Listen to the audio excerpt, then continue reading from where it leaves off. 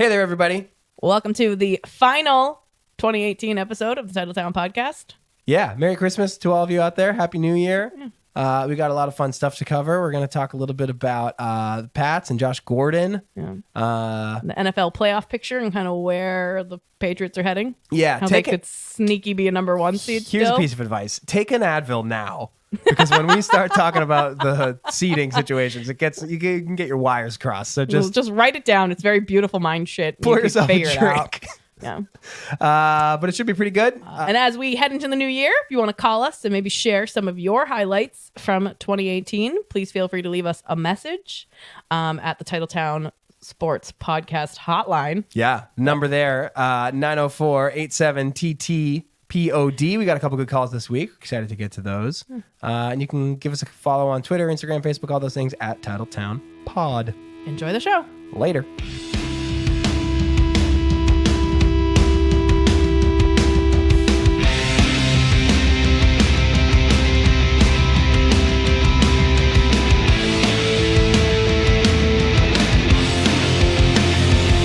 Everybody, welcome to Titletown. We are just coming off Christmas. Craig, how was your holiday? It was pretty good, Melissa. How was yours? Very nice. Nice. A lot of family. Yeah. I got some good presents. Same. A lot of family. Yeah. A lot of feedback on the show, let me tell you. Shout out to all my family members who, Very vocal group. regular listener.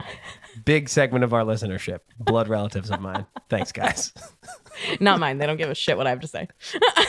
I don't even think half of them know I do. Holiday was good. Glad to be on the other side. Got a little sick, so I sort of sound like shit today, so bear with me there, folks. That's fine. Playing a little hurt. It's all good, though.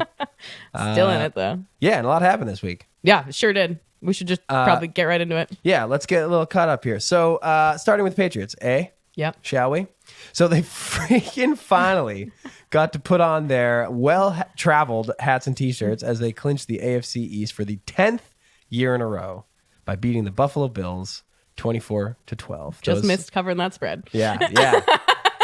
Those hats and T-shirts had traveled from presumably Foxborough down to Miami, up to Pittsburgh, and then went back to Foxborough Round before trip. they were They able went to be round donned by the Pats. And that was certainly, although that was a big deal once it actually came, it was not the biggest news coming from Patriots camp this week.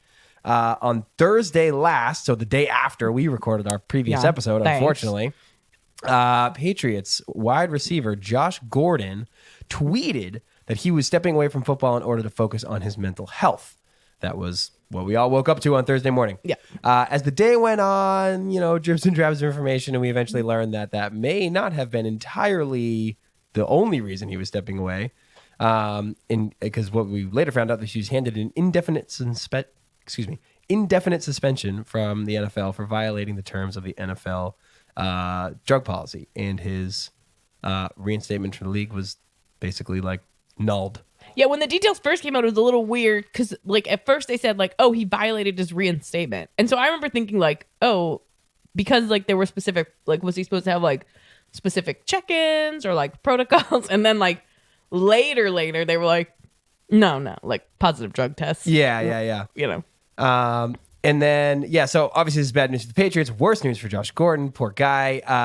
Playoff picture is starting to shape up in the NFL, but we'll have to get into more of that a little bit later on. But right now you've got Patriots who won the division, but definitely gut punch of losing the player who had become basically their number one wide receiver last week, and he's just gone. Yeah. Vanished. Sucks. Totally blows. Oh, I have a big take on this for later on. Yeah, but we'll let's get do into the that rest. more later. Looking at the Bruins, they played 3 games over the weekend. They beat Anaheim and Nashville, and then they lost to the Hurricanes before heading into their Christmas break. In that last game, we saw Carolina wear throwback Whalers jerseys, and personally, it felt a little forced to me. Okay. I didn't care for it. Sneaking some takes into the into the update. I see. Well, we're not going to talk about the Bruins later, and I wanted everyone to know how I felt about those Whalers jersey. They're posers. Yeah, move on, Caroline. Anyway, yeah, exactly. You don't even play in Connecticut anymore. Sure don't. Although that would be cool if they were gonna wear the throwbacks if they did a game there. That'd be wild. If they did the game there, I'd be like, okay, I'm cool with it. But it would just be all didn't. Bruins fans, just like it was when the Whalers were actually playing in Connecticut. Yeah, hence why they're not there anymore. That would be a really accurate throwback. You'd be like time machine. Yeah, exactly. Right. Anyways, carry on. Anyway, the Bruins will resume play tonight This is Thursday the 27th at home against the Devils, who are last in the Metropolitan Division. Bad team. Yeah, not great. The most important headline out of Bruins camp this week was the return of Patrice Bergeron against the Predators. He scored twice in that game, and he is obviously a key component to driving their offense for the rest of the season. Looks like everyone else that's been out too has been spotted at practice in like full contact jerseys. So Cool. that should be good news as people start coming back. In my weird stat of the week report, Sure. Torrey Krug got his 200th assist this week, which makes him the Bruins assist leader among U.S.-born players. It's not important at all. I just thought it was Makes very... him the Bruins Yeah. assist leader among U.S.-born Yeah. players. so fucking specific. Why are you measuring that? How many other U.S.-born players are even on the Bruins? No, all time. Oh, All all time. time, All time. not the current Bruins. Okay, that okay. would be so weird if it was the All-time current Bruins. Bruins assist No, leader. all time. But who was only born in among the U.S. U.S.-born Gotcha. players. Which, like, I'd be curious what percent Makes of up, the NHL makes up is... like, yeah, I think it's like 20 or 25. it's I mean, not it's high, high. but it's, yeah. No, Anyways, not as high as you would think for a Right, sport right, that's right, predominantly played in the U.S. in the North America anyways. It's Yeah. a shitload of fucking Canadians, obviously. Anyways, Anyway. carry on. No, that's it. No, that's it. I just wanted to leave you with a weird take. You can, trivia question. Yeah, and then the Winter Classic also is coming Oh, up this yeah. week. So New Year's Day. Last week, I inaccurately said that it was going to be played at Soldiers Field. It is not being played at Soldiers Yeah. Field. It's being played at Notre Dame Notre Dame. against the Blackhawks. Yeah. So that'll be fun. That will be fun. I forgot that was this week. My the Bru- timeline's all screwed up The because that's Bruin- 2019. Yeah, this is right, 2018. right. The Bruins though have a spotty record in these games. They have not played. I'll just say this: they're 1-1 in Winter Classic games. Yeah. They beat the Flyers in 2010. They got absolutely embarrassed by the Canadians in 12 or 13. That was the Foxborough one. Both games they played very poorly. They happened to win the Philly game years ago. because they both played like shit. But it was not a good game. They barely won that. It was 1-0 or 2-1 or something. So I am gonna sit down again on New Year's Day, very excited for this very cool thing that the NHL does, Yeah. and watch the Bruins. And I fucking really hope that they show up because they have a shit record. Maybe they're on the road, less pressure, right? Yeah. Well, I don't know. You think playing it? Well, Notre Dame, I guess, doesn't necessarily have a big hockey tradition. It's a big Well, no, football I mean school, less so- pressure in the sense that like you're away. Not your it's not home- your it's not hometown, Foxborough. whatever. Right. I like the Winter Classic a lot. I love the Winter. I particularly like, what its original 6 teams. Like, I think that's what the fan base is that it's designed for. Yeah, they're generally pretty good about keeping it. Yeah. Has keeping it always there. been original 6 teams, do you know?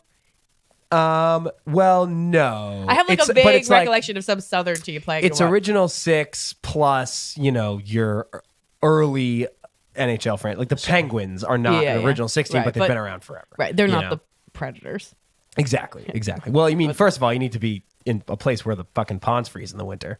But yeah, usually they keep it to Well, like more You story could play franchises. a neutral ice Yeah, that's game true. like this. Nothing would go over like Tampa, Phoenix up in like Moose Jaw, Saskatchewan Yeah. or something. That'd be just weird. Just all booze. Anyway. Yeah, so that'll be fun. We had some Celtics news this week. It was a little bit of an up and down week for the C's. They won 2 out of 3, which is good. The last time we were recording, they had just lost to the Suns, which was awful. Yeah, They then brutal. lost to Milwaukee, which was also not good. And then they beat the Hornets and beat the 76ers on Christmas Day. That game went to overtime. Kyrie Irving dropped 40 on the Christmas Day game, including a clutch shot at the end of regulation to tie the game and send it to OT. C's are now heading on a road trip to end 2018 and will play the Rockets, Grizzlies, and Spurs.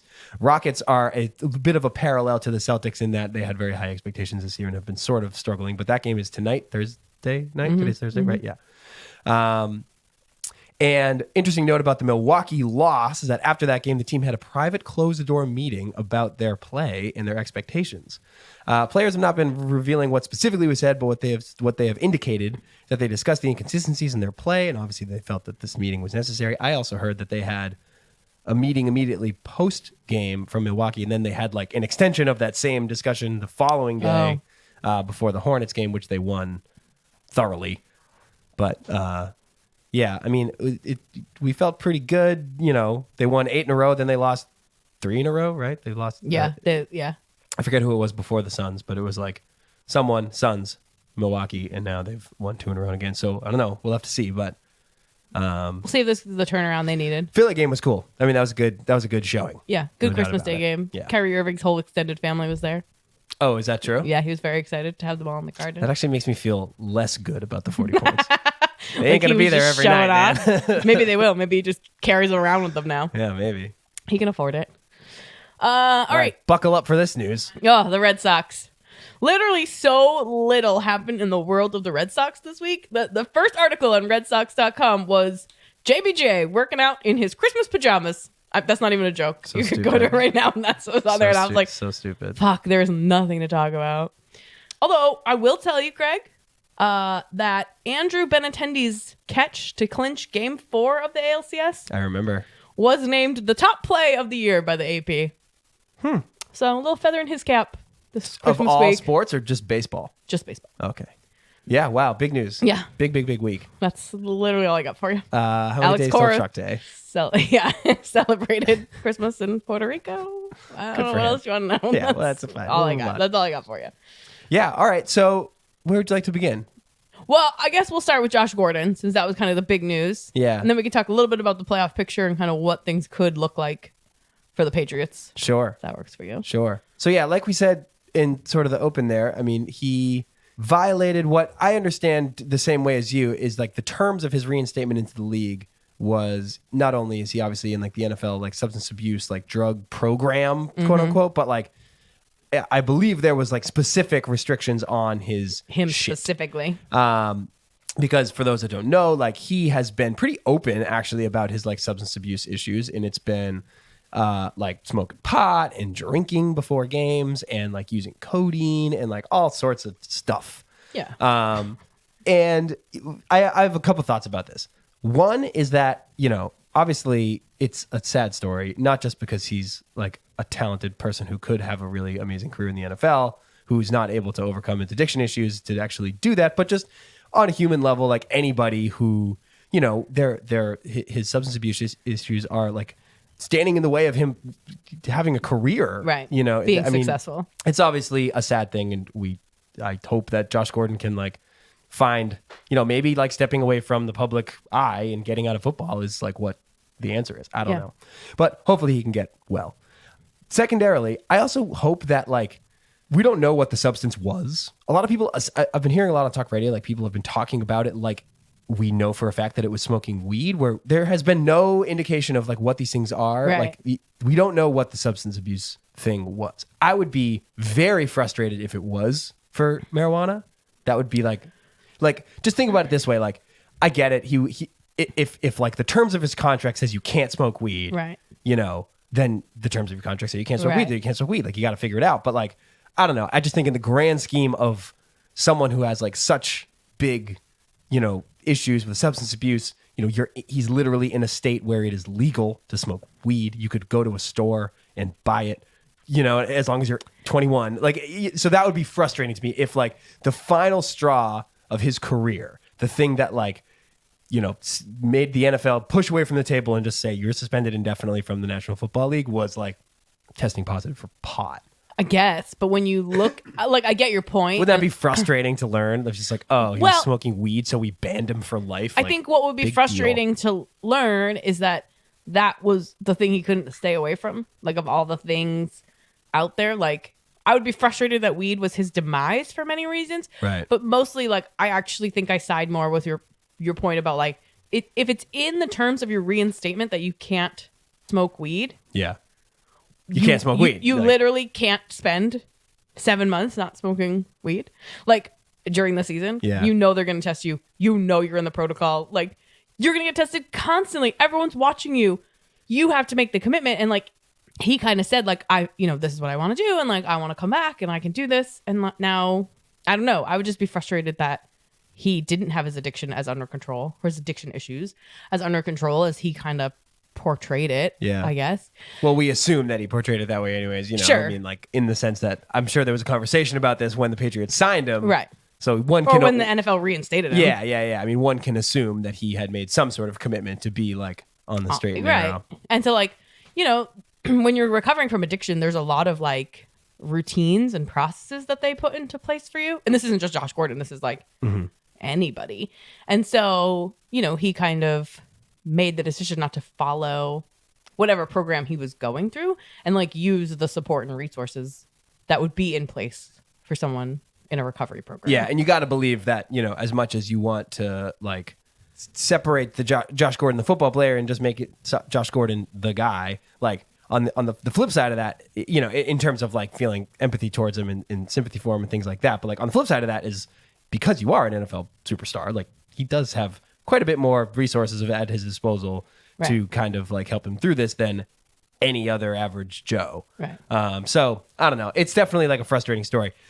And I do think that like the NFL really at this point needs to take a look at what their drug policies are and just like figure out the weed thing, man. Yeah, I like mean, in more and more states every day, like this is becoming not only like decriminalized but also like fully legal. You could buy it in a store the same way you'd buy a bottle of wine. Right. So like we're really going to be suspending. I mean, like the NFL is willing to look the other way on like guys bashing their brains in and getting concussions that are going to kill them later in life in order to get them back on the field to have them have their stars be available. Like you can't also then look the other way on a harmless drug that's legal in a growing number of states to get your players on the field. Like, come on. Yeah, in the greater context of things, I totally agree with that. Yeah, like the get that NFL, shit get off it the together. banned substance list. Just stop testing for it. Just stop testing for it. Yeah. Put it on the banned substance list if you Sure. want. Yeah, actually, that's a good point. If that's like the You wanna statement keep you the want to fucking- make, and you want to like, there are some people that are like diehard opposed to weed. Like, you want to keep them happy? Whatever. Fine. Yeah, you want to keep your fucking hard ass like People that deep red hated the Republican kneeling. idiots. Yeah. Sorry, that's insensitive. Deep red Republican people happy, like that's fine. Fine. But then don't stop test. testing for it. Just don't do the Don't test. change the rules. Change the test. And Good call. If you're not in the protocol, they only test you once during the off season. Sick. So, okay, you have to make it from February to like July, right? Without getting caught.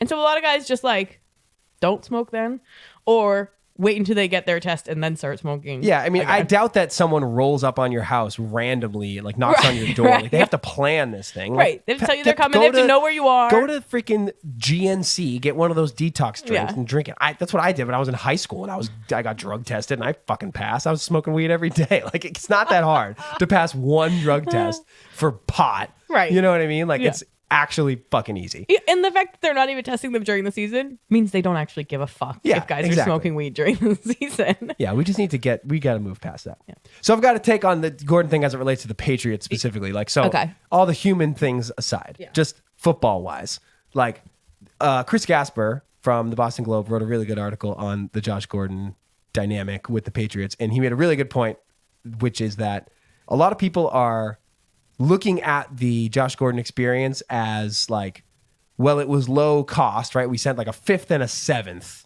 to Cleveland for Josh Gordon. I'm glad you said that. So he was like, his whole point was that like it was low cost. That's true.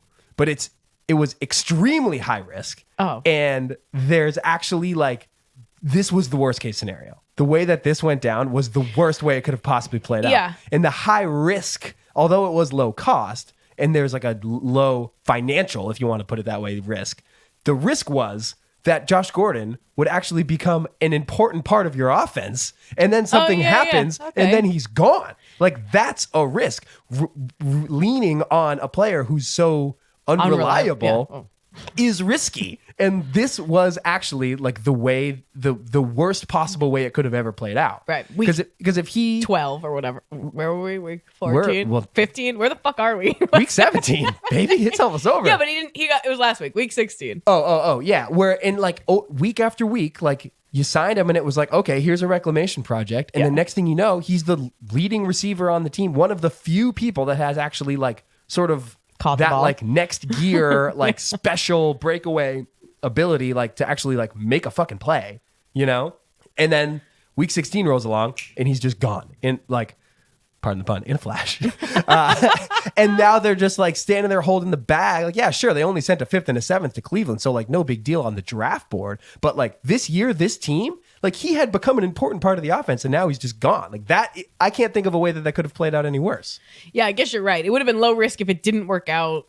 What, they signed him in like week 2. Like If he never got on the field, No fine, big deal. Whatever, it doesn't matter. Yeah, if it was like Chad Ochocinco or Joey Galloway Right, or you any just one of these, cut name- him or like Albert he's out there Hainsworth. as a distraction. Yeah, but name not- some rando free agent that was like a reclamation project that didn't work out. Like that would have been. I mean, it would still be high risk, but like that would have worked out better because then it's like functionally it's like he was never even there. Right. Right.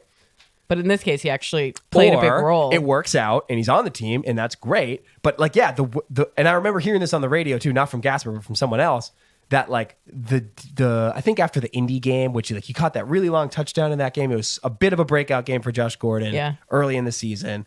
The discussion on the radio, it was probably Felger Mouse because I listen to them constantly. And it was like, okay, that's cool that happened, but now it actually gets scary because now you're relying on Josh Gordon, who has been in the league for like 5 years now and has proved two things conclusively. He's incredibly talented and incredibly unreliable to actually stay in the league on the field.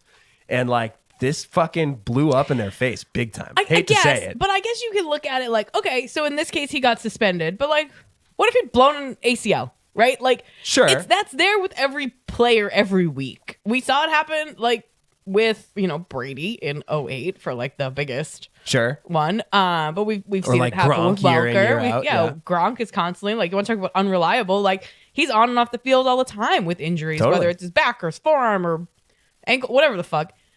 So like I don't think any one player can be like 100% relied on every single week. Like you have to build your offense and your defense around the pieces that you have each week and hope you have someone else there that can like fill in should you lose somebody, whether it's suspension, Yeah. injury. Yeah. Well, I'm not saying like who knows? I'm not saying they should have never done it. Like I'm not saying this worked out badly, therefore it was a dumb idea. Like I'm not trying to go back like that.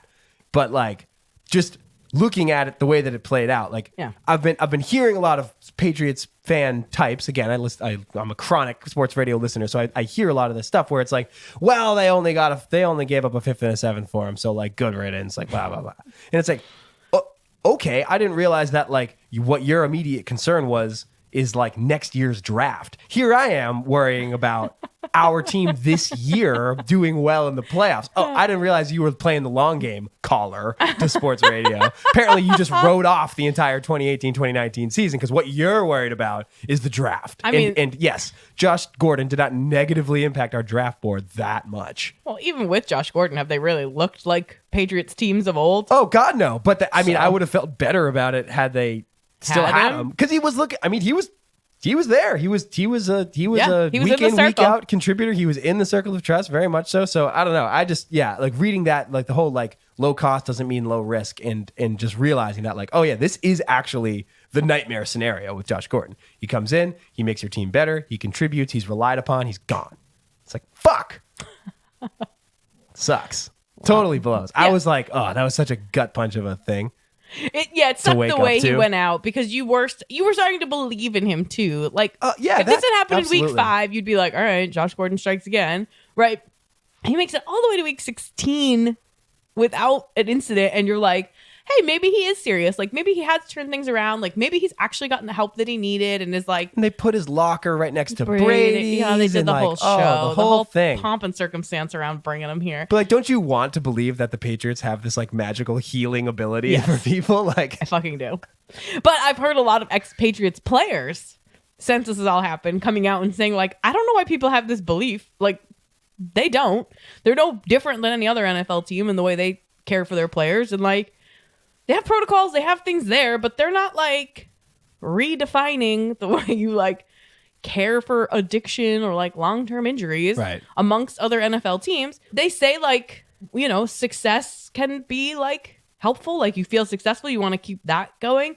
You have a lot of like big names on the team that maybe they help with a little bit of that accountability because you don't want to let those people down because Yeah. they're people you've idolized. I in the think past. certainly the Patriots have. You could definitely say confidently that they have strong leadership from ownership, head coach, quarterback. Right. Like the leadership on the team is definitely pointed in the right direction. But it's not like But that's not something going to they're fix doing. everybody's problems.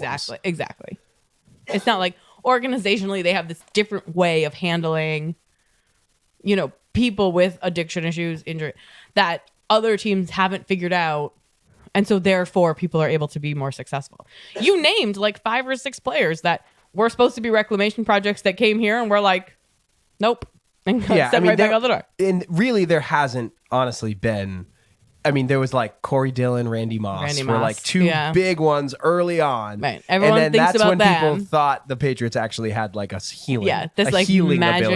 ability. And like, truth be told, like, didn't work with Aaron Hernandez. Certainly Yikes. that doesn't seem to have worked with Josh Gordon. Like, these are the things that, and sometimes I do think that, Bill Belichick gets tons of credit up and down for all sorts of different things, which he deserves most of it. But like, I think more often than not, he gets what he pays for when it comes to like picking players. Like, you paid a 5th and a 7th for Josh Gordon. You got 9 weeks of a good regular season play out of him, and now he's gone. So like, did you really like pull the wool over the eyes of the Cleveland Browns, or did you just get what you pay for? Rob Gronkowski, you brought up earlier, fell to them in the late 2nd round because he's clearly an elite talent. He might be the greatest tight end when healthy to ever play the game. He falls in the late rounds. Why? Because he's injury prone. He had an injury history. And what is Gronk year after year? Injured. Hurt. Right. All the time. Same thing with Aaron Hernandez in that same draft. He fell to them in the later rounds also because he had a checkered past. And for about a year, everybody thought Bill Belichick was like reinventing the sport because of all the 2 tight end sets they were doing and yada, yada, yada. Right. And oh my God, he saw the talent through all the bullshit. And like, well,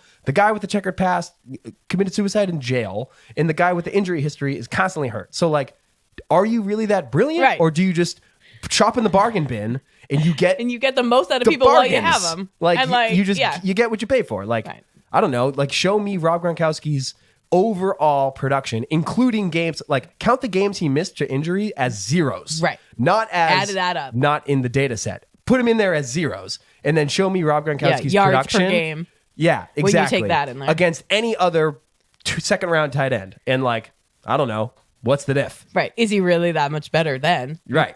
We obviously haven't done the math. When My he's guess on the is field, no. he's fucking tremendous. Right, And if you but look at how just his often is he games on the played, then those numbers are going to be blowing any 2nd round Sure. tight end out of the water. But Yeah, put those missed games in as zeros, and I think that's a whole different equation. Yeah, you can't just give them an incomplete. You gotta like factor them in to something. They have to count somewhere against you. Yeah, and so that's part of my frustration too. It's like, no, this wasn't, and again, the Gasper thing like puts it right on the head, where it's like it wasn't low risk, it was low cost, but like this was a risky move, and it did not work out for the Pats. Not in the long term. Yeah.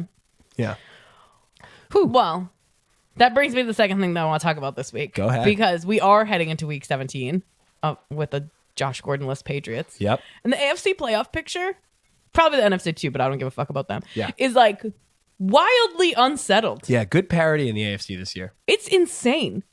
The Patriots have already backed their way into a 2 seed, Somehow. honestly, and could Thanks, Eagles. still, I know, fuck you, Nick Foles, could still get the number 1 seed. If the Chiefs and the Chargers both lose this week, which isn't likely, the Chiefs are playing Oakland. Does it need to be both? Yeah. I thought it was just Chiefs. No, Chiefs and Chargers both have to lose. Oh. Well, the Chiefs aren't going to fucking lose. The Raiders are like the worst team in the league. I know. They put up a good show on their They Monday beat night the Broncos. game. Yeah. Oh, I The was Broncos watching aren't that great the either. John Gruden mic'd up from that. Oh, do they have it mic'd It's up? great. We were watching a little bit about that game at my parents' house, and like, I don't know, the Raiders just were like, they had some crazy Broncos The punt kickoff it. return? Yeah, and it was Yeah. stupid, and I was like, only in fucking Oakland. Yeah, but that's a classic like late season matchup with 2 teams that have nothing to play for, yeah. and the team that gets up early just Wins. stays up. Yeah. You know, I like did no team in that game had the fortitude. Yeah. Or To the overcome caring anything. to overcome anything. Yeah. So the fucking the Raiders got an early lead and won the game. Great. You're 3-11. Whoop-de fucking do. I mean, I did see a sign. This was my favorite sign of the week. It was obviously in Oakland. I'm assuming he was a home fan, and it just said 2054 Super Bowl champs. Yeah, that's I was roughly like, when John Gruden's coaching contract Yeah. expires. I just laughed when I saw that. But anyway, so yeah, I mean, the Chiefs are playing the suck ass Raiders, so Who do the Chargers play? Do you know? I don't know off the top of my head. We can look it up. Keep going. Yeah. But if both of those teams lose, the Patriots end up as the 1 seed, which is disgusting to me. They obviously have to beat the Jets. Like, all of this is with the Patriots beating the Jets, which And if they don't, bad things happen. bad things could happen They if they fall don't. to They something. could I don't fall know to- what it is. They could fall to 4th. Yeah, 4th or 5th, depending on what other things Yeah. happen. So here's the weirdest scenario. The that Chargers are at Denver. Oh, okay. So they're both playing crap teams. Yeah. It's all divisional games. this last Right. week, which makes sense. But it's not necessarily divisional games that matter in of themselves as a head-to-head, Right. except for the Sunday night Colts-Texans game. That game, whoever wins goes to the playoffs. Yeah. And if the Colts-Titans. Did I say Texans? You did say Texans. Colts-Titans. Gotcha.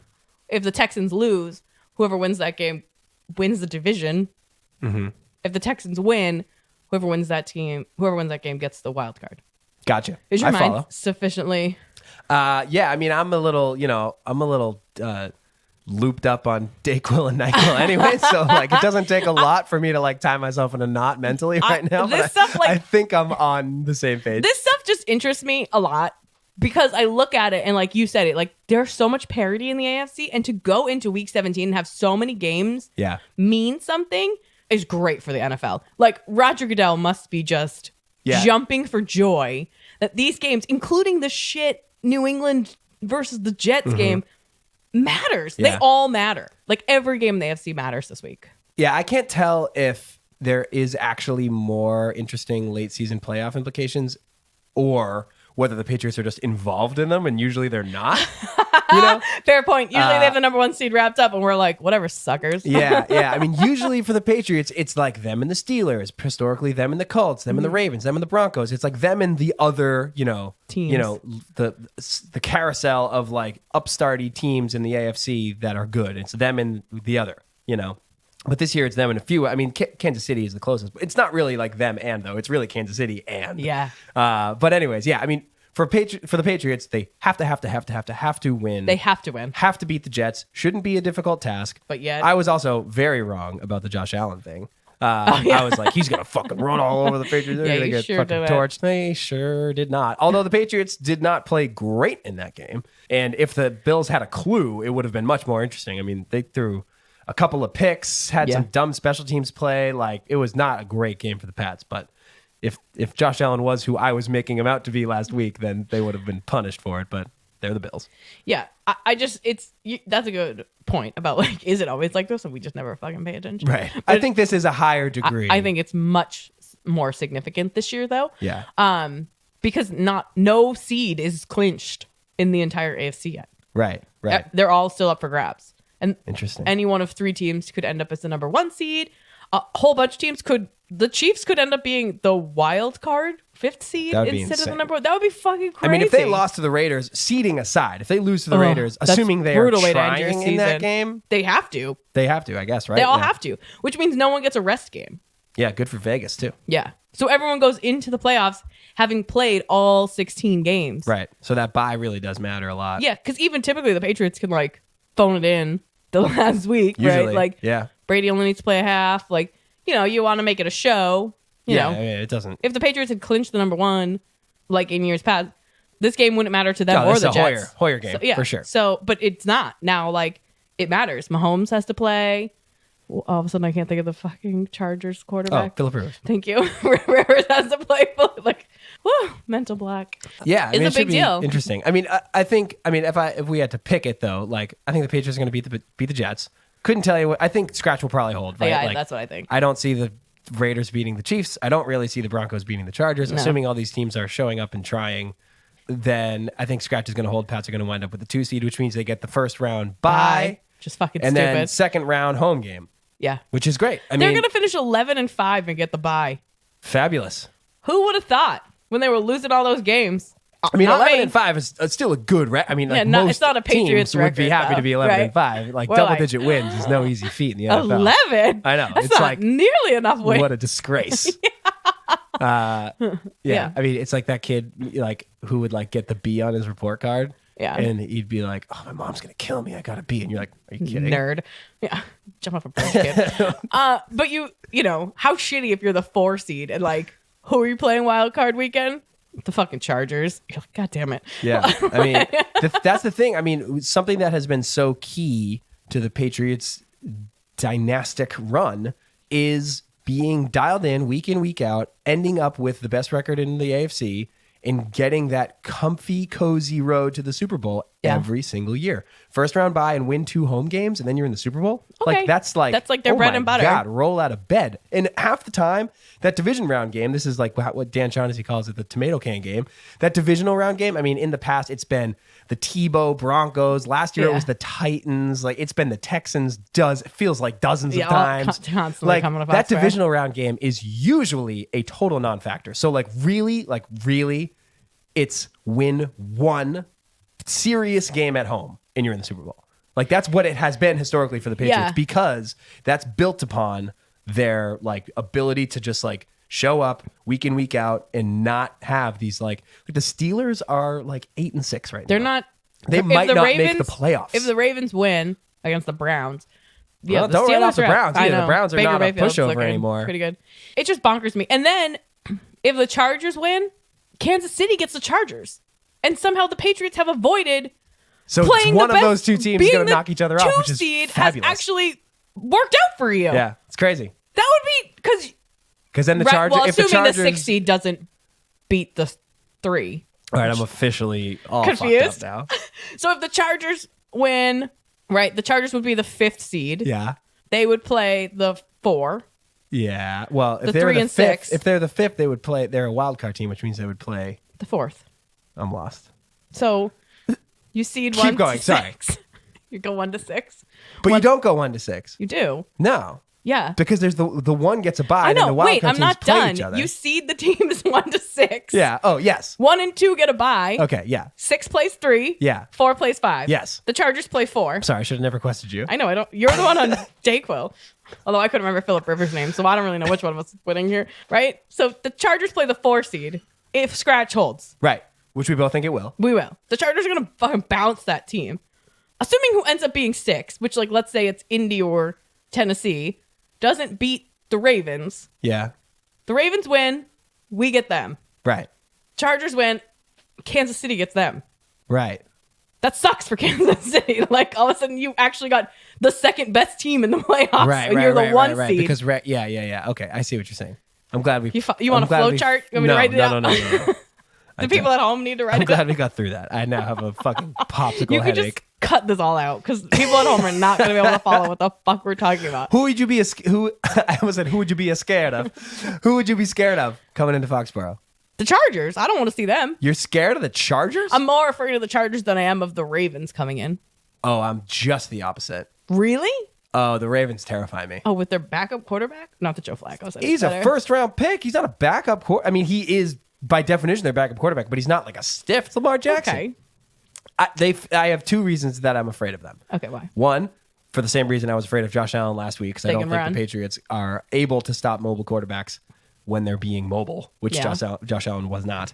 And 2, I just think that the John Harbaugh Raven thing, they are not institutionally afraid of the Patriots. They've knocked off the Pats plenty of times in playoffs. The Ravens don't shudder at the thought of Belichick and Brady. I just think the Chargers are a more complete team. But I think they do shit themselves a little. I think they would shit themselves a little bit coming This into Foxborough. iteration of them, Maybe. and against this iteration of the Patriots, Yeah. I think the Chargers would look at them as having holes and feel like with the team that they have, they'd be able to exploit it. I feel like the Ravens, this current grouping of the Ravens, don't have enough history together to not pee themselves a little. Yeah, when but they're they got coming to the head. Foxborough. Yeah, you're right. I mean, it is a whole new team than it was in 2010 when they came here Yeah. and beat the shit out of the Pats. But Harbaugh's the continuity line there. But we'll see. I don't know. I mean, we'll see how that quarterback. I'd be afraid of most teams coming in here because I just don't think the Patriots are that good. I guess at the end of the day, it's we're not that great. We should be nervous about any team coming through the door. Let me ask you one more playoff related question. Okay. As it relates to the Patriots. Do I have to do math again? No math. How far would they have to go to meet your expectations for 2018? My preseason expectations? No. Your adjusted expectations right now. Oh God, I'm kind of just excited that they're making the playoffs at this point. No, you cannot be serious. I think they have to make it to the AFC Championship. I agree. If they get there and they lose to the Chiefs, Particularly if it's the Chiefs, because that would presumably mean that it's on the road. right? And okay, you lost on the road in Arrowhead, but if we're gonna look at teams historically, God, the Chiefs suck in the playoffs. Right. we don't know Mostly about Alex this Smith Chiefs. sucked Yeah, in the yeah, playoffs, though. So we'll see how Patrick Mahomes does in the playoffs. But yeah, I think if they lose there, okay. If they get the AFC Championship game at home, though, That changes things. That changes because that things. means it's not Kansas City. Right. That means it's Right. some You're other playing team a that lesser- knocked off Kansas City. quote unquote lesser team, if you Right, can even right. call them that, the way the Patriots have looked this year. Yeah, I agree. It's AFC Championship game or bust. They have to. If they wind up, They lose. they will. They're gonna fucking have that home game in the division round. They have to win that game. AFC Championship game. I have a hard time in any sport, regardless of how high your expectations are, when a team gets to like the Final Four, so to speak, the conference finals, whatever you want to call it. in right, whatever and you're sport. mad when they lose. It's Like well, if you get to the Final Four, like it's hard for me to look at that season as a failure. well, particularly in a sport like football where you only play one game. Right. Oh yeah, totally. Like you can have a bad game, and you're playing a good team, presumably at that point. Like you're last Right, four. Right. So, and the Patriots have been good at home, so playing at home would be obviously to their benefit. I'm just rooting for whoever's playing Kansas City for sure. Not because we I'm have to scared be. of the team. I'd be scared of going on the road. Right. I mean, if Kansas City loses, that means the Pats have home field. So Would great. be insane. Yeah, and I'll take. I mean, you asked me like if I'm more scared of the Ravens or the Chargers. Like, well, at the end of the day, I'd probably still take the Patriots over any of them at home. Right. Yeah. Oh, true for sure. So, anyway. We got a couple calls this week. You want to get to those? Yeah, let's hear them. And then we'll do the lightning round. Yeah. Sounds great. Actually, we can just incorporate them into the lightning round. Okay. Because at least one of the calls is a question. Oh, So let's just say, you know what? Lightning round starts here. here we go. Boom.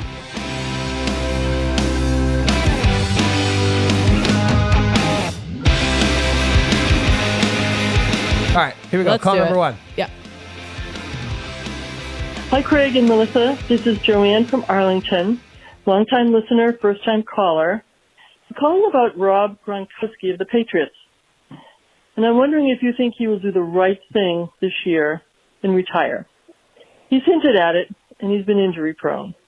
So I'd love to know your opinion about Rob Gronkowski's future. Thanks.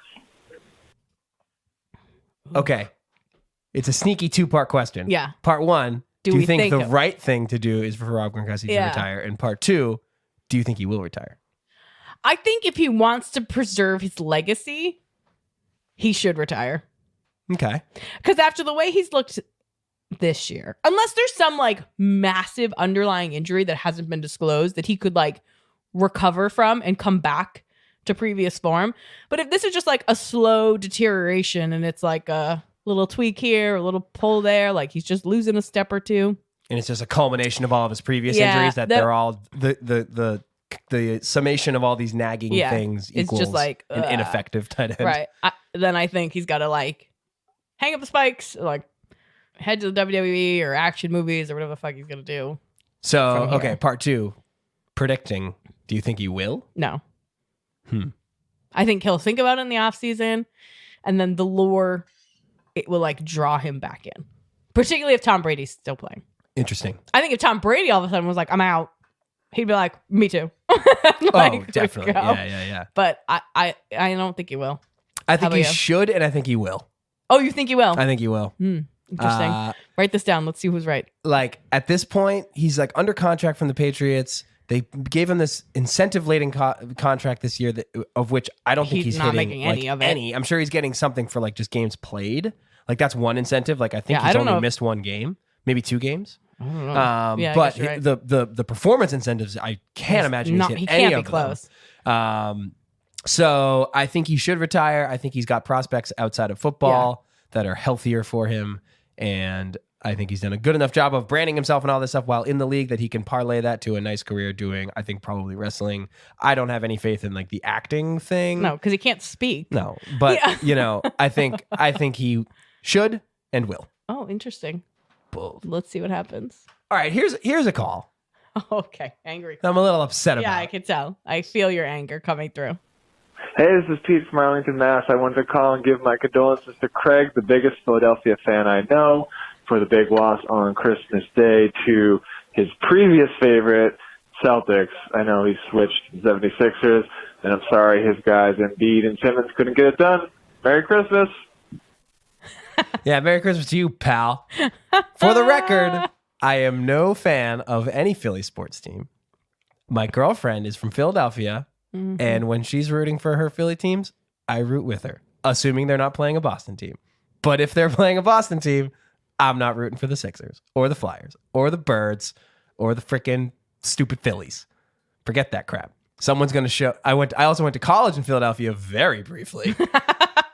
And I did riot in the streets of Philadelphia when the Phillies won the World Series in 2008. Sure. However, that was more about an opportunity to riot than it was about cheering for the baseball team. So just to be clear, the allegations are not true. All right. I don't have a hot take on that. All right, good. I'm loyal. Good. No one That's right. questions my loyalty.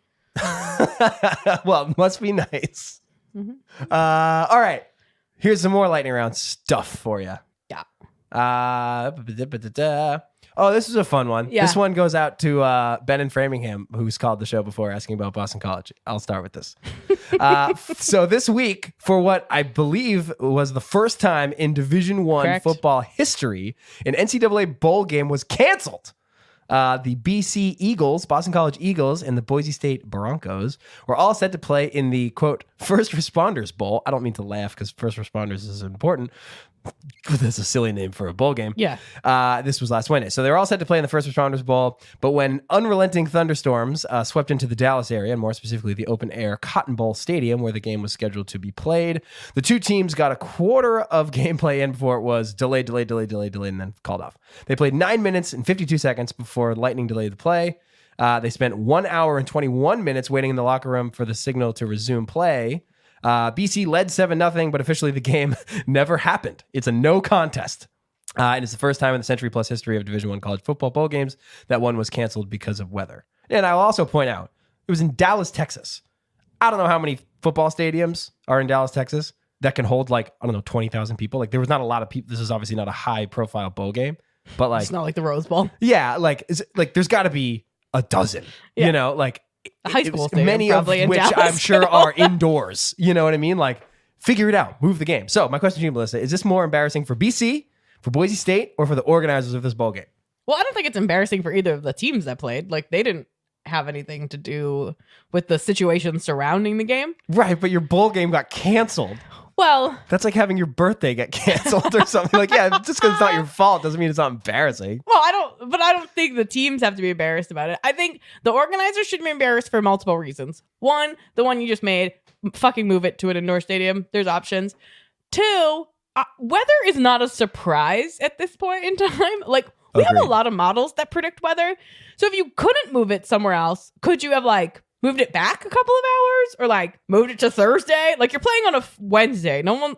Okay, if people are going, they're going. I don't really. Yeah, their strategy for dealing with the weather Yeah. was praying Poor. to God. Yeah, that was a poor strategy.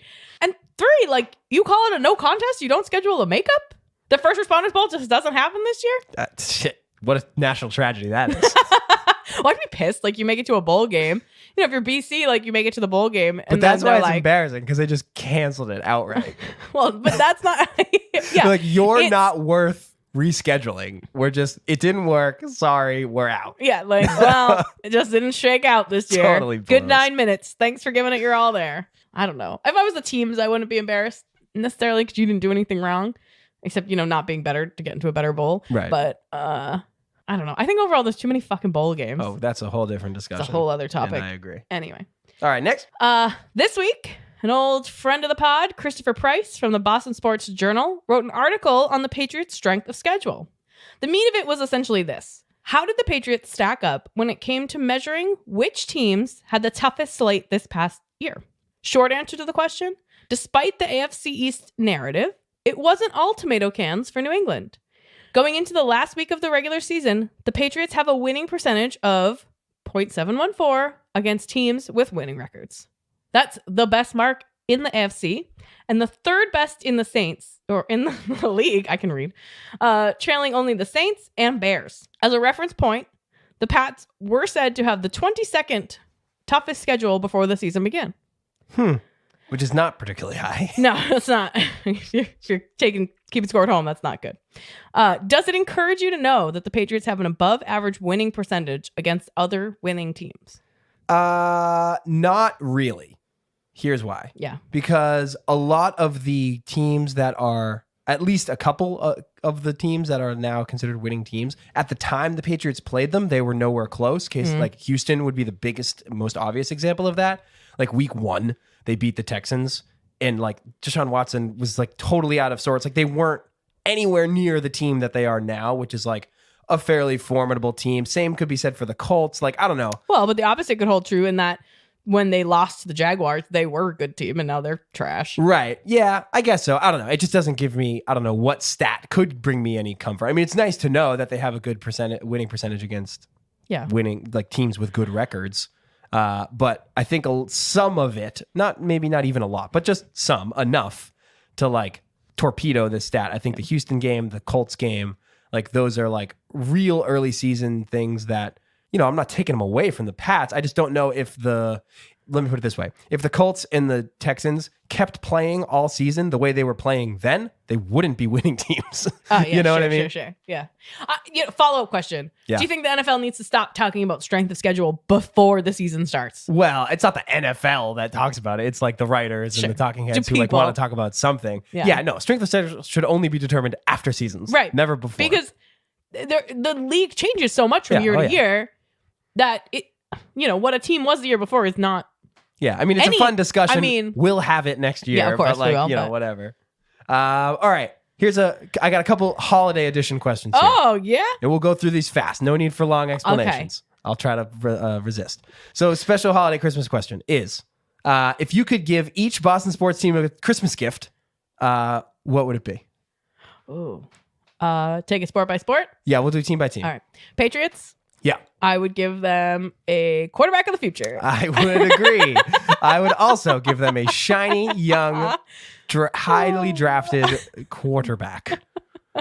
Okay. To carry the mantle after Tom Brady retires. How about the Red Sox?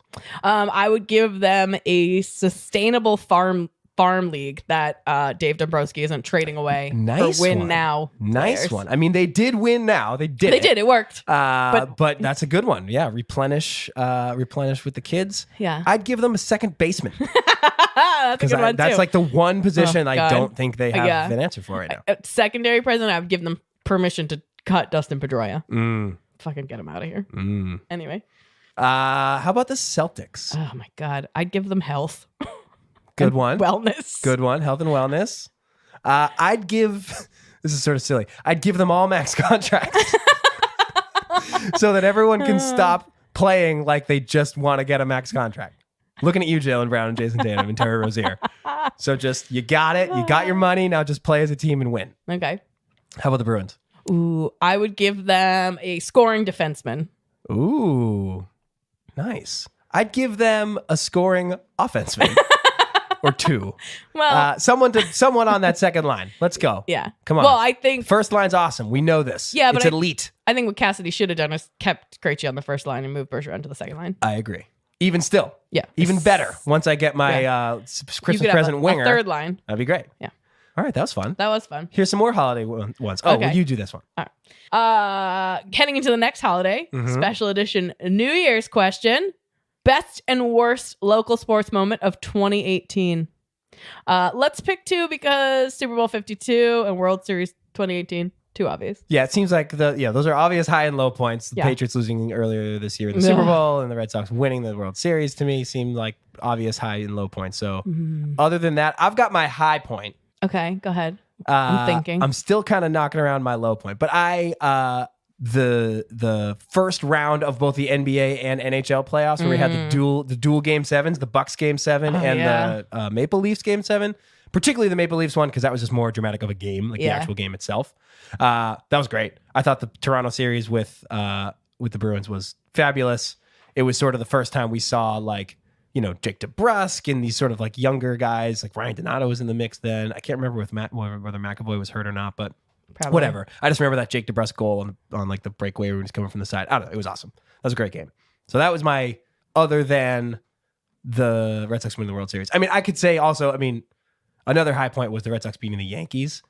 Oh, that always feels good. Because we didn't, in hindsight now, we know that this team was an absolute wagon. But like that first round of the playoffs was like you won the first game, but it felt like, had they played a 10th inning, you would have lost. Remember, that was like Chris Sale got the start, but then the bullpen was just leaking. Yeah. David Price gets shelled in game 2. It's a 5-game series, so they only got to win 3. So like those 2 games in New York were like really nerve wracking. Craig Kimbrell loading the bases, fucking every night. Like that was intense. So those are my 2. Yeah, I think those like competing NBA, NHL playoff were like so exciting, and did it like to watch how far the Celtics went with that like ragtag team felt pretty good. Like it was fun to see that. Low points. That's hard. I guess I'm getting more positive. I got in another my high old one age. too. Okay, go ahead. The other highlight was the AFC Championship game, Patriots Jaguars. Yeah, I was thinking Danny that one. Amendola, the final minute. That was great. Yeah. Great.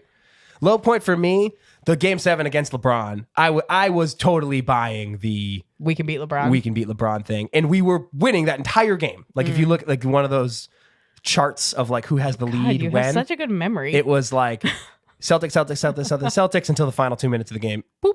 Yeah. Caps. It was Brady like, it played out like that AFC Championship game with the Pats and the Jaguars, except we were the Jaguars. So like that sucked. Because I was like believing the hype at that time.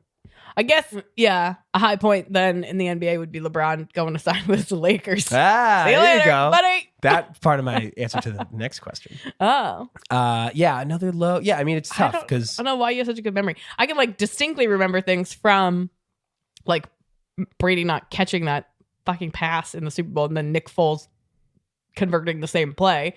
That was probably the lowest point of that game. yeah, that's probably the lowest point of my entire 2018. Yeah. Strong agree. What's another shitty thing that happened I was on my honeymoon in Hawaii when that happened. for the Super Bowl? Yeah. Oh wow. Yeah, I guess I remember that. There's no worse feeling than being away from New England when the Patriots lose and realizing how much everybody hates the Patriots. Oh, yeah. Like literally everybody was cheering and screaming. We ended up watching the game alone in our room because it was just all Philly fans and then like 4 people that had like and Patriots they t-shirts probably on, weren't- and we were like, they probably weren't even Philly no, fans. they're not. Just They were not from Patriots Philly haters, in yeah. any way, shape, or form. All right. So then, final question. Yeah. Is it's about to be the new year, and I'd like to know, what are you most looking forward to in 2019? Perhaps overall, and if you want to keep it within the topic of our podcast here, we can do that too. I'm excited to see the Red Sox come back. I want to see, particularly if someone like David Price has really gotten that kind of monkey off his back in the playoffs, and like if that carries forward and like what kind of momentum they've built from that. So I'm looking forward to that. I'm looking forward to seeing what kind of moves the Patriots make in the offseason, because I think this has been such a unique year for them and not kind of what we expect. That there's a lot of things up in the air, and I don't know that anybody's safe. Yeah, I hard agree on the freaking Red Sox one. Yeah. I'd love to see them try to go back to back. I think that would be wild. Yeah. I think the last team, I'm looking it up right Giants? now. Last team to do, no, they didn't go back to back. I think they went every other. Oh. Back to back World Series, I'm looking at it here. And apparently it's Blue Jays, 92 and 93. Woof. Before that was the Yankees in With 77, Clemens? 78. No, that was Clemens, but I think we were still in the Red Sox at 92. But I don't know. I could be wrong. But anyways, yeah, that's one of my things. The other one that I'm looking forward to is a Celtics playoff run that does not involve LeBron James. Yeah. That'd For be like great. basically my entire adult life. He's been in the way. He's been in the way or involved. Like in just so like there's 2 things. There's like the competitive angle, which is like, thank God he's gone, because like that gives you a better chance of winning, presumably. But also just like the narrative angle of it, like Celtics versus LeBron. I'm just tired of it, honestly. Like whether we win or lose, I was tired of it in 2010. Because in the big 3 days, it was him on the Cavs. And then at the end of the big 3 days, it was him on the Miami. Heat. Yeah. Now he's back on the, it's just like, I'm really looking forward to a Celtics playoff run that, unless they meet in the finals, which does not look like the Lakers that's are gonna that happen. good. And quite frankly, doesn't look like the Celtics are that good either necessarily. But, I'm just looking forward. It's like a breath of fresh air to be able to look at the Celtics playoff thing and not have to worry about LeBron James. Well, that's it. Nope. That's it, folks. It's been a fun 2018. Yeah. We look forward to continuing this silly little podcast in the new year. Yeah, and we'll see you in 2019. Happy New Year, everybody. Bye. See ya.